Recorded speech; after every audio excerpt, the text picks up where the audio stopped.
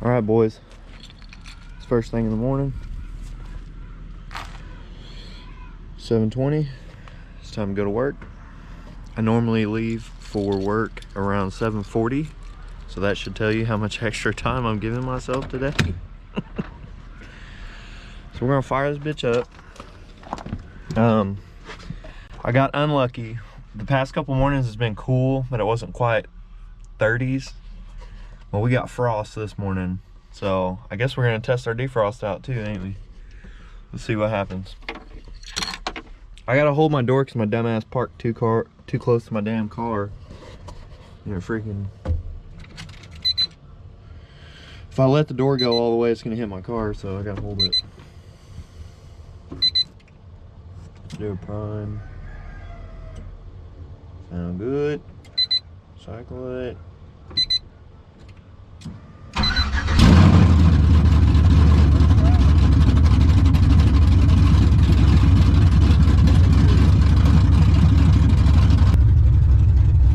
Tablet set up in here, get it connected, let it warm up for a minute. I'm gonna use the turnpike, and I'm not gonna be a douchebag, so I'm gonna go ahead and duct tape my tag to the back and put my pike pass on the window. Just that way I can be legal and not be an asshole, because I got a bunch of stickers on my truck and they do track that shit down in Oklahoma, and they're gonna be like, oh, X Power and members only and MattyXBuilds is running the tolls. We're gonna get your ass, boy. So I'm gonna try to be a good boy, get my legal shit out of the way right quick, get this tablet fired up, let it warm up, get some de-icer on the windshield. We're gonna go to work, boys. We'll see if we can't crash this bitch.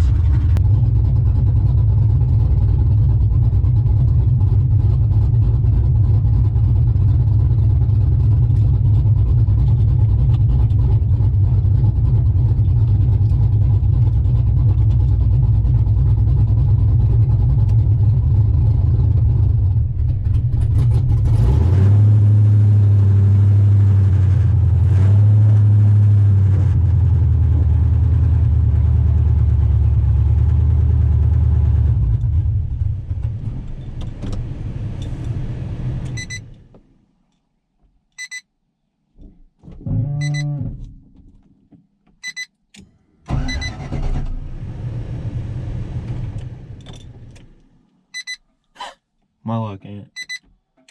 I think I let it sit too long.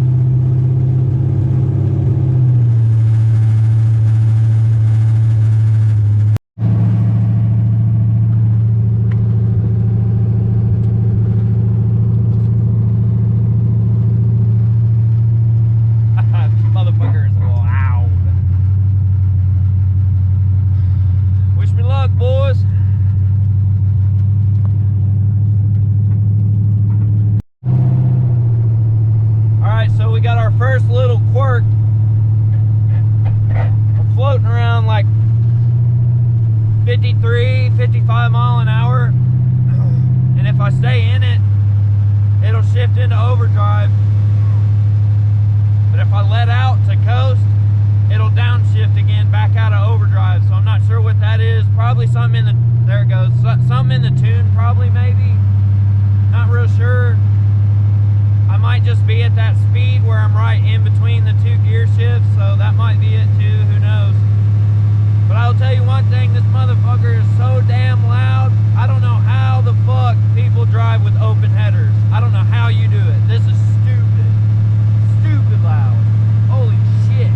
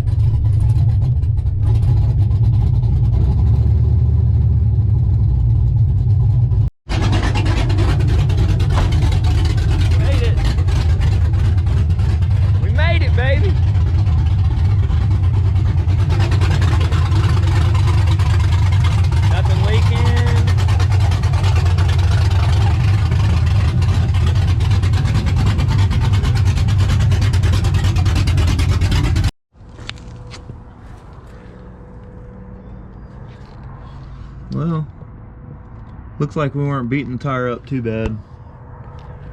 Looks like it's just scraping right here on this tread line. We'll figure that out. Not too bad.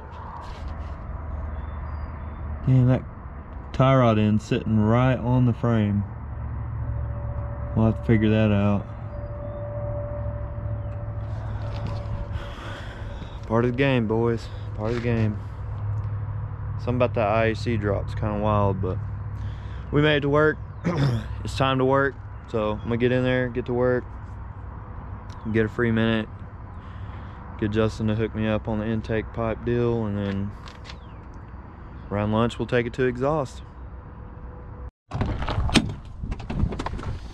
right, boys. Well, I already drove it back to the shop, forgot my camera, but the exhaust sounds good. I ain't mad at it. I'm gonna pull it behind the fence right quick, let y'all hear it. That's gonna be it for this one.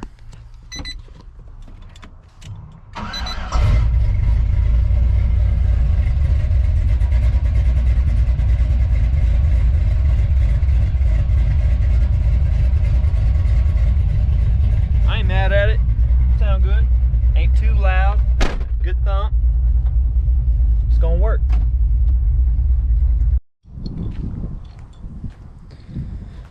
All right, boys, I'm gonna give y'all a cold start after the exhaust is on, let y'all know what it sounds like. We just did Flowmaster 40s. He did true duals. He welded straight to the header. I just had him do that because the one time we did lift this motor out with the headers leaned off of the motor and we pulled it out. So I think we can do that again. If it's a problem, then I'll just take a Sawzall to the headers, you know, where the pipe is, and I'll cut it, and then at that time I'll order V-bands or a flange or something. We'll deal with that then. But we just went straight there. We stayed true dual 2.5 inch, and then we did 2 Flowmaster 40s, so it stays true dual all the way out. There's no X pipe or nothing, and it's dumped right at the axle. So let's see what that sounds like cold.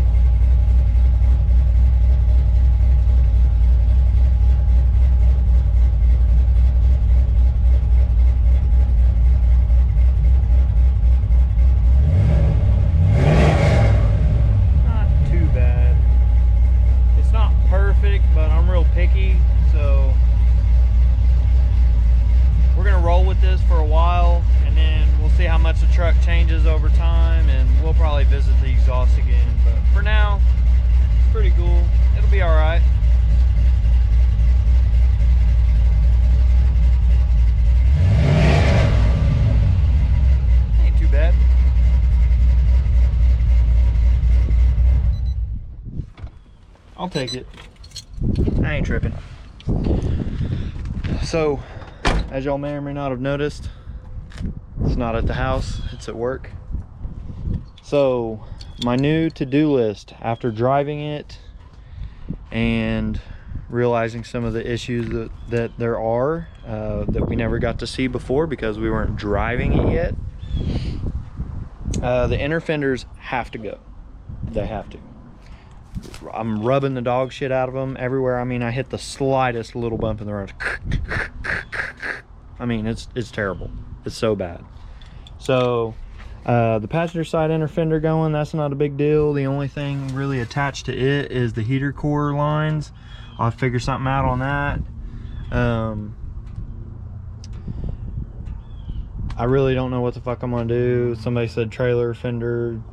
I don't know what I'm gonna do. My main issue is over here on the driver's side. I've got my ABS and all that shit bolted to it, so I don't know what I'm doing there. So with this 5.7 drop, you can see our tie rod is pretty much resting on the frame. That's not good. I think the only thing that kept it together was the control arm is limited by this steel inner fender, so that's as far as the truck can move. I think if the fender liners would have been gone and the tire could have moved all the way up, I would have bent my tie rods. Pretty sure that would have happened. But it's gonna stay up here at work. It's easy to work on it here when we get off, like the end of the day, which, you know, my boss is pretty cool. He lets us tinker. You know, he's not strict on hours, which is a blessing. I've never had that experience before. So we'll get the tie rod straightened out, and then we're gonna take the inner fenders out. I guess I'm gonna try to do trailer fenders. I guess, I don't know, we'll figure that out. Everything in the back end seems fine. And then I also had one new issue. This rotor, or this caliper is sticking. So it's actually dragging the brake, and you can see it got hot enough it was melting the paint on it. So this rotor is smoked now, the pad's smoked. So we're gonna have to fix that up here. It's not too big of a deal. We can just rebuild the caliper, put new seals in it. James just did that on his truck, so we'll be all right on that. But I don't know if y'all can tell, but the truck has settled more in the front. It's pretty much level now. It wasn't before. It was way lower in the front than in the back, but it seems like putting a good 40 or so miles on it yesterday really kind of settled everything out. Truck sits pretty even. It's still tilted to the driver's side a little bit, but I guess that's an OBS thing. So all in all, boys, I'm gonna say, pretty sure that's not supposed to sit there, but whatever. All in all, boys, I'll say I'm pretty stoked. It's working, it's coming together. Once you get past one big checkpoint, you've got a new one to reach. And here we are. We finally put some road miles on the truck, and we found some new issues we have to deal with. So on that note, that's going to be it for this one. Hope y'all like the exhaust. Hope y'all are stoked for me that we made it. Nothing fell out of the truck. Rear end didn't fall out from under it. You know, all that wild shit. We actually survived. So that's cool. Hope you guys enjoyed the LST video. I know I kind of did it out of order, but the LST video was going to take so long to edit. I just went ahead and put together the quick video of us putting the battery in, and then you know, of course, did this. So we're getting there, boys. We've got some parts on ordered for Chris's dually, and then we've got our new project we're gonna get to the house this weekend. So y'all stay tuned. Thanks for watching. Thanks for being a part. Thanks for the support up to this point. We got a lot more to do, boys. But other than that, that's it for this one. Peace out. Be human, and we'll see you later.